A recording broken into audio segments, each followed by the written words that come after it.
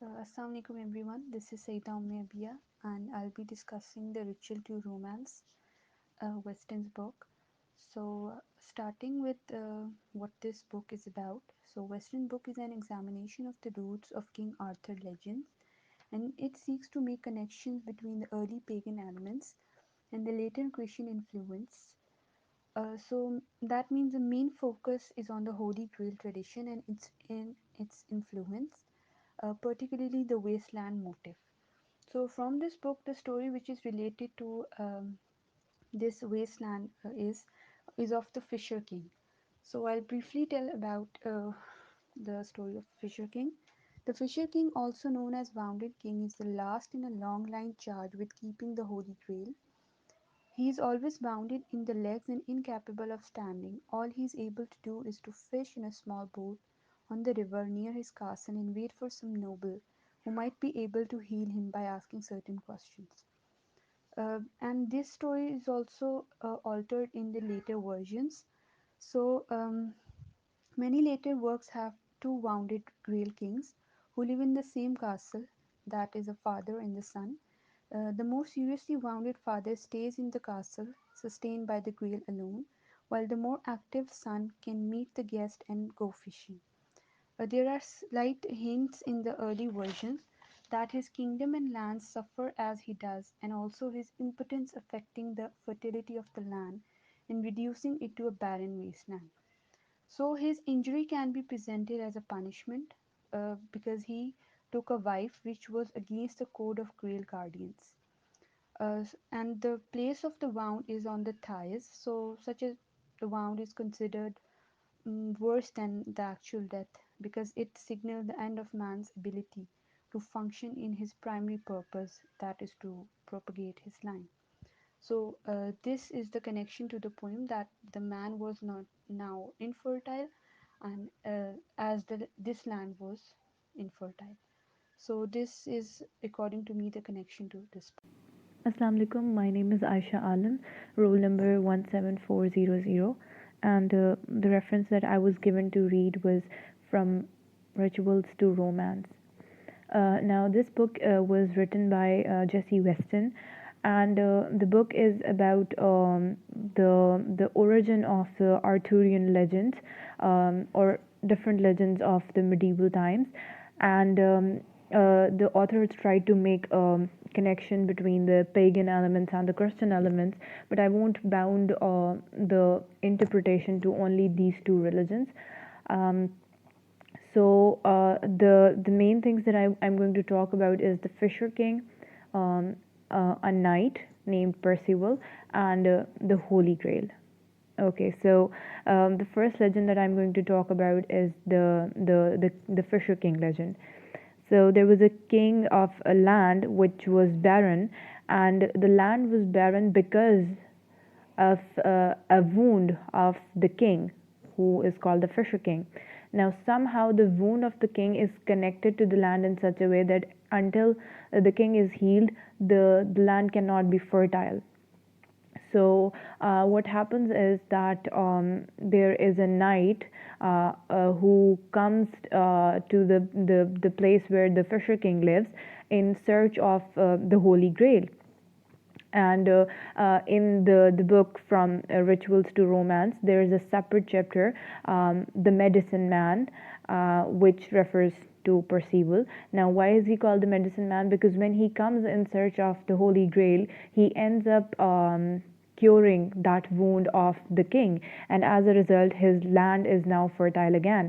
So the theme of rebirth, this whole interpretation sets there, and the thing about the cycle of life, because firstly there was infertility and now there's fertility, that is also getting fulfilled here. Percival, after giving his services to the king, is made the guardian of the Holy Grail.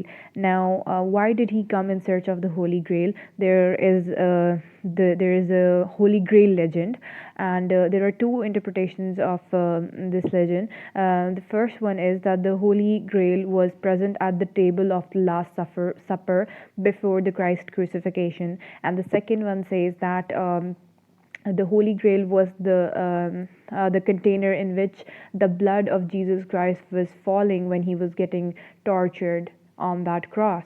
In any case, that is why it is called the Holy Grail, and that is why Percival, out of his love for Jesus Christ, again the Christianity element comes in, came looking for it, and.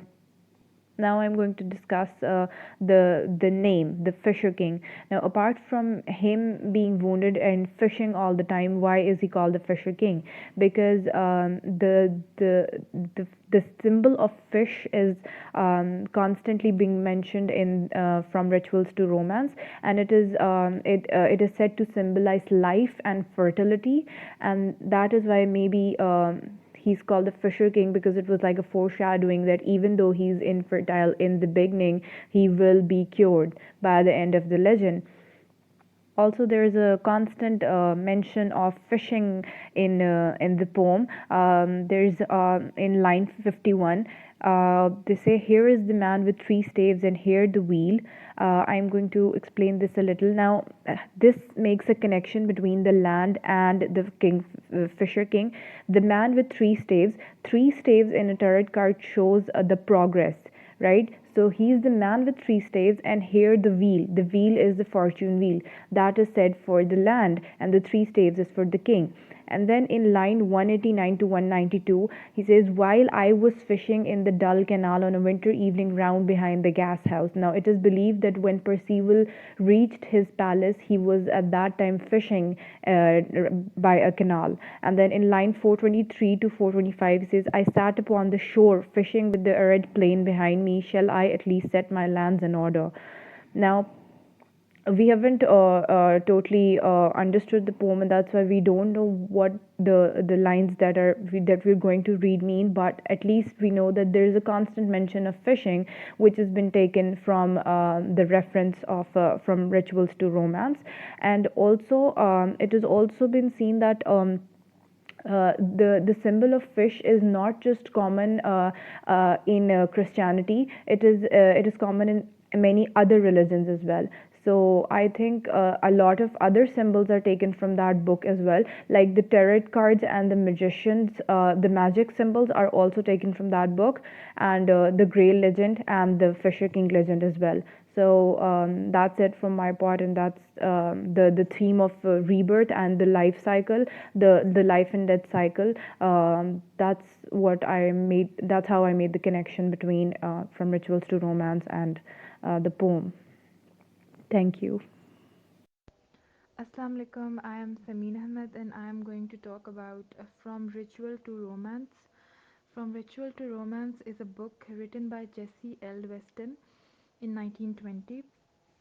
It is an examination of the roots of the King Arthur legend and seeks to make connections between the early pagan elements and the later Christian influences. So, in this book, the main idea is vegetation ritual, a symbolic representation of the death and rebirth of the year by which ancient people sought to ensure the fertility of the crop.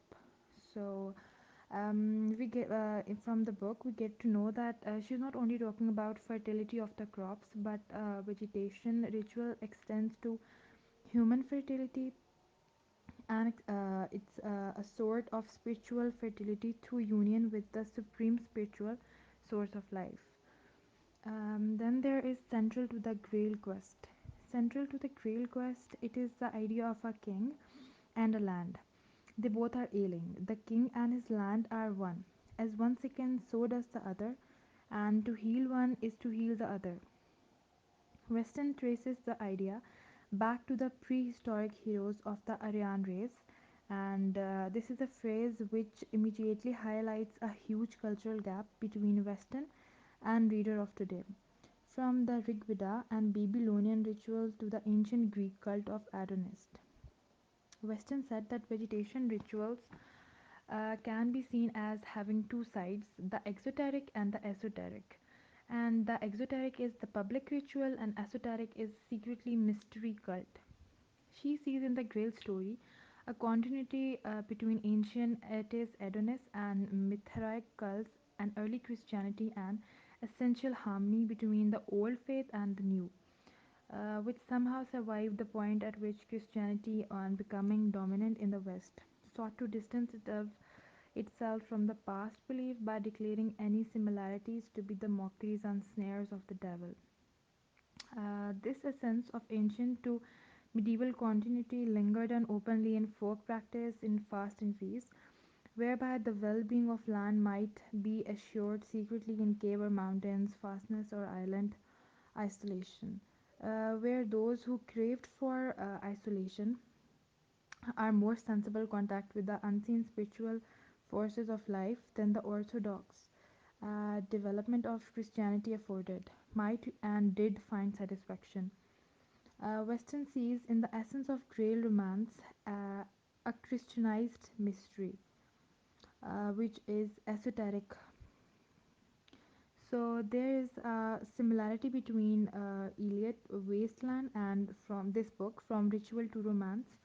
Both are reacting to both are reacting at how new ideas had undermined religion beliefs, along with that the sense of deeper meaning in life. But in the Iliad poem, the Wasteland, it is all about the loss of the faith, and it talks about highly fragmented form. But the Western seems assured of renewing the sense of meaning in modern life by deepening the roots of cultures, religion, life beyond Christianity, uh, and further into ancient past. So the major themes of this is fertility, restoration, and rebirth. They are the key themes, and they constitute the promise of the Grail, its capability to save individuals and the land from calamity.